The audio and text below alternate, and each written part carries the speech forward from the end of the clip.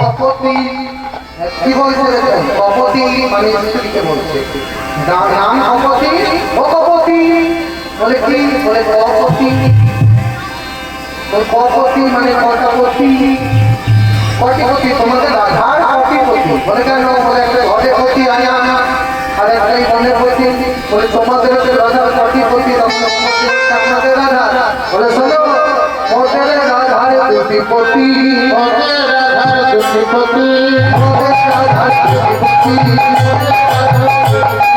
তাই মোদের রাধার পতি, মোদের রাধার দুটিপতি,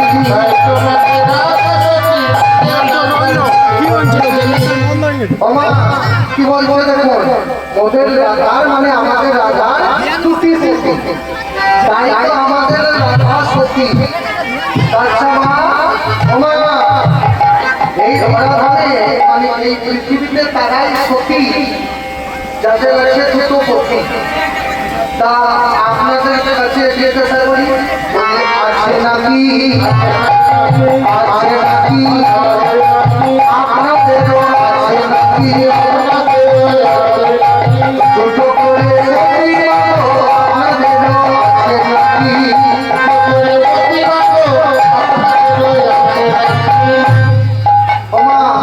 দুটো করে প্রতি স্বামী কার কার আছে, দুটো স্বামী একটু হাত তুলুন, কার দুটো স্বামী আছে? মায়েরা মনে মনে চিন্তা করছে বাবা তোমার কথা মতো আমি হাত তুলে দিই যে আমারও দুটো স্বামী আছে আর তোমার বাবাও আইন শুনতেছে, আমি এখানে হাত তুলে দিই আর বাবা ঘরে গিয়ে জিজ্ঞাসা করবে মশাই যখন বললো কার দুটো পতি একটা হাত তো তুললো, তখন তুমি তো বেশ হাত ধরছে, তা আমি তোমায় বিয়ে করে এনেছি মানে আমি একটা পতি, আর একটা পতি কোথায় রেখেছো দেখাও, দেখাও, যদি রাখাতে পারো তাহলে তোমার বোন একটা তাই না দিয়ে দেবে, তাহলে বলতে পারবো কি বলছে তবে ধরা ধামে তারাই সতী যাদের আছে দুটো পতি, দুটো পতি একটা হচ্ছে এভাবে সাজানো নতুন, এই যে দেখুন সাজানো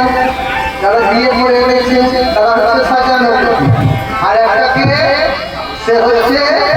সবার প্রতি, সে হচ্ছে মায়ের প্রতি, বাবার প্রতি, ভাইয়ের প্রতি, বোনের প্রতি, সে হচ্ছে আমার প্রতি, জগৎপতি, জগৎপতি গোবিন্দ। ইহা ধরাধামে তারাই সতী যাদের আছে দুটো প্রতি, একটা নিজের প্রতি আর একটা হচ্ছে জগৎপতি। তাই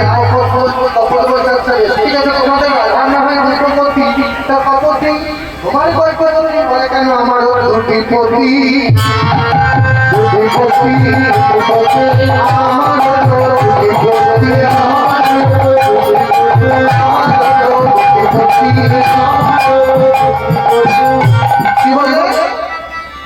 স্বামীর মুখের ওপর স্বামী জিজ্ঞাসা করেছে তোমার কটি পতি, স্ত্রী বলে দিয়েছে যে আমার দুটি পতি, যেই বলে দিয়েছে বলছে আমি সাথী কিয়া আর পতি হুই কি করে হলে হলো বাদ করে দায়িত্ব আমার, আর তুমি কিনা বলছো কৃষ্ণ হচ্ছে তোমার প্রতি, কি করে হয় বলছো কি করে হয়? আচ্ছা স্বামীর কর্তব্য কি, স্বামী দায়িত্ব কি,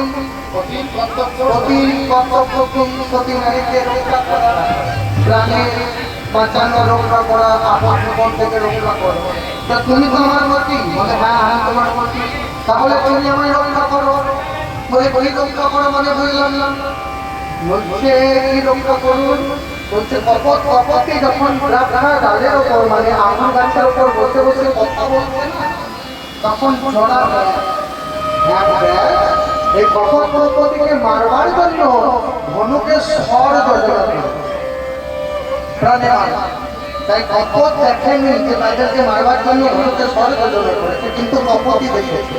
তাই তাহলে স্বামীকে বলছে আচ্ছা বিপদ বললে তুমি যদি আমার স্বামী হও রক্ষা করো, রক্ষা করো বলে বিপদ কোথায় বলে ওপর থেকে কে নামলে নিচের দিকে, যেই না নিচে দেখছে তাদেরকে মারবার জন্য ধনুকে স্বর যোজনা করে,